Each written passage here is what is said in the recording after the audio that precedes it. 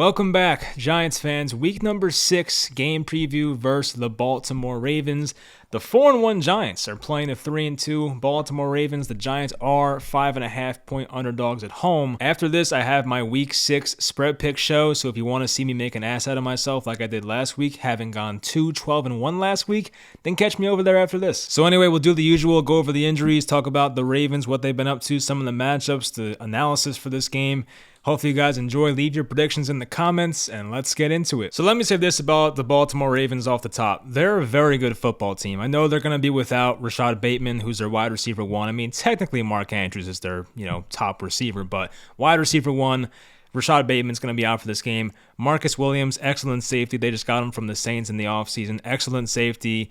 He has 3 interceptions this year already, so the Giants are not going to have to face him. He's on IR. But what I wanted to say about the Ravens is that they should be 5-0 this year. I mean, looking at their schedule, they beat the Jets week 1, no problem. Week 2 game at the Miami Dolphins, it was a very high-scoring game, a 42-38 loss. But in that game, I remember the Ravens were up by like 2 or 3 possessions in the fourth quarter. Like, they had that game wrapped up, and then Tua Tagovailoa had like 6 touchdown passes. He had like 4 in the fourth quarter or 3 in the fourth quarter. It was insane. So they failed to close that game. They beat the Patriots in week 3 pretty handedly, no problem. Then week 4, they have a home game versus the Buffalo Bills, like the Super Bowl favorites. Very good team.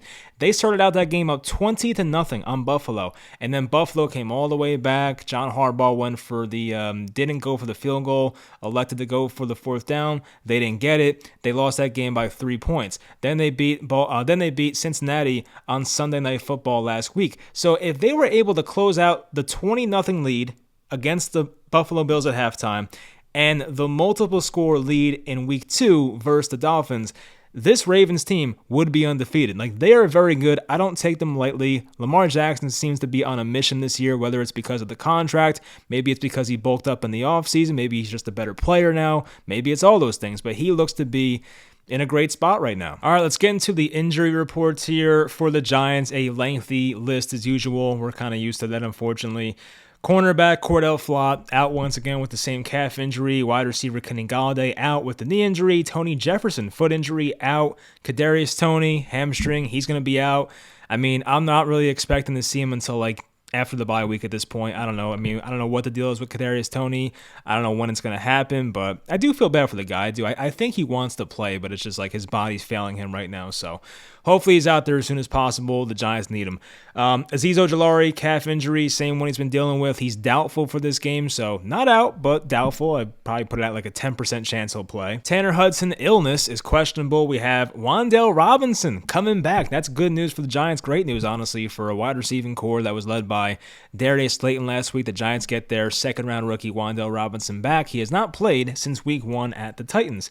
They get their defensive lineman, Leonard Williams, back for this game. We'll see how Leo and the new and improved version of Dexter Lawrence, how they mesh together. I'm excited to see that. Hopefully they can stop this Baltimore run game, which is mainly Lamar Jackson on the edge. But hey, I mean, we'll take what we can get. I think having Leonard Williams will help. If anyone cares, it seems like Tyrod Taylor's going to play. He'll be a backup if needed. Full practices the past couple days, so he should be fine. Rashad Bateman, wide receiver for the Baltimore Ravens. He's made a few huge plays for them this year. Good receiver, young guy. But he's out for this game, missing his second straight game. Justice Hill, one of the running backs in the Ravens rotation. He's all right, but he's doubtful for this game. Outside linebacker Justin Houston, he's probably in his mid-30s by now. Not really the player he used to be, but he's out for this game. They did sign Jason Pierre-Paul recently, so Jason Pierre-Paul will make a return to MetLife, play against the Giants. I think he had a sack last week, so JPP out here making plays. But according to Giants.com, some good players here for Baltimore did not practice on Friday.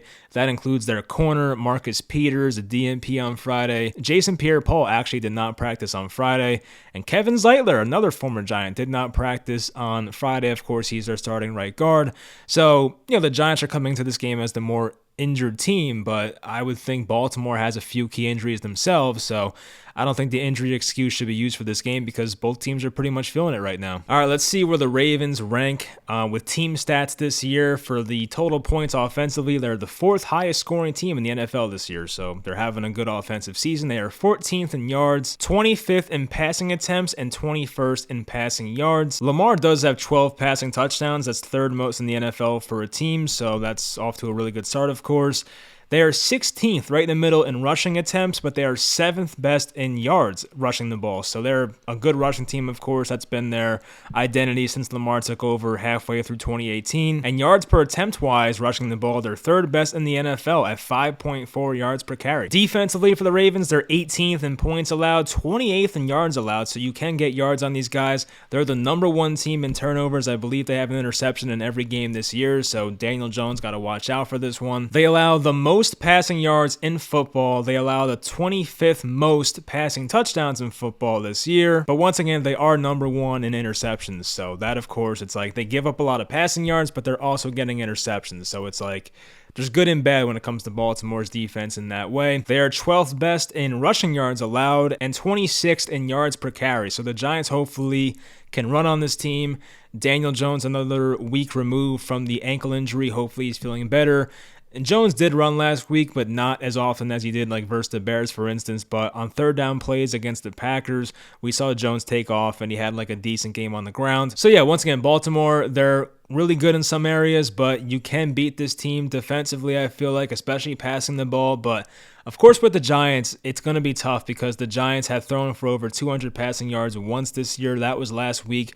Daniel Jones has yet to have a game of over 250 passing yards, and the Giants don't have the best receivers right now. So, unfortunately, the Ravens' weakness on defense, the Giants may not be able to take advantage of that. But at least the Ravens do allow 5 yards per carry, and that, of course, bodes well for Saquon Barkley, Matt Breida, even Daniel Jones when he runs. So this might be another run-heavy type game for the Giants, but I do think they can put up points on this Baltimore defense. Matchup-wise, when the Giants are on offense, you're going to see some Andrew Thomas versus Jason Owe or Odafe Owe, whatever his name is now, but they have Justin Madubuike playing well on the inside. Calais Campbell is probably in his mid-30s, still playing at a high level at left end. You have Jason Pierre-Paul probably across from Evan Neal if he plays, so that'll be an interesting matchup. You're probably going to have some Darius Slayton versus Marcus Peters. You're going to see some Marlon Humphrey on whoever. I think Marlon Humphrey can guard anybody, so we'll see who he matches up against, but you know, they still have Chuck Clark at safety, solid player. Geno Stone's a younger guy, but you know, he's going to fill in for Marcus Williams and see what happens there at safety. Maybe take a shot at him, see if he's ready. Linebacker-wise, they have Josh Bynes, another veteran in his 30s, but Patrick Queen, the former first-round pick from 2020, is in there as well, having a decent season. So once again, this will be a game the Giants want to establish the run, obviously, but I do hope to take at least a couple of deep shots. Like I'm hoping for maybe just 2 or 3 plays of over 20 yards passing the ball. I know Wan'Dale Robinson's coming back, so that's going to help. But I don't know if this is the game where you want to dink and dunk if you're the Giants, so we'll see how they approach this one. Now, when Baltimore's on offense, of course, one of the big storylines is Don Martindale is facing his former team. Martindale was the Ravens OC from either 2017 or 2018, so he's been there for a little bit, but Don Martindale's probably had this game circled on the calendar for a while, so I'm sure he's looking forward to this one. Baltimore's gotten some production out of Devin Duvernay. He was more of a gadget player, kick returner coming into this year, but like he has really stepped up in the absence of Rashad Bateman. And he's had a good year overall. He's scoring a lot of touchdowns, so Duvernay's not a guy that coming into the year many people expected things from. He's only 5'11", but he's out here having a good year. So Duvernay, a speedy guy, got to watch out for him. They have Demarcus Robinson on the opposite receiver side. And I remember Robinson was rumored to go to the Giants at one point, the former Chiefs receiver. That never happened, of course, but that's kind of funny. They have a good offensive line. Ronnie Stanley at left tackle, of course. Ben Powers at left guard, solid player. Tyler Linderbaum was supposed to be one of the best center prospects in a long time. He's a rookie. Kevin Zeitler at right guard, we know about him. Morgan Moses, veteran right tackle. So like their offensive line really has no weaknesses. I'd say maybe Ben Powers is like the weakest guy out of that group, but like even he's a solid player. So this Baltimore offensive line is no joke. Tight end wise, they have maybe outside of Travis Kelce, maybe he's better than Kelce, I don't know, but Mark Andrews is one of the best 2 tight ends in football right now.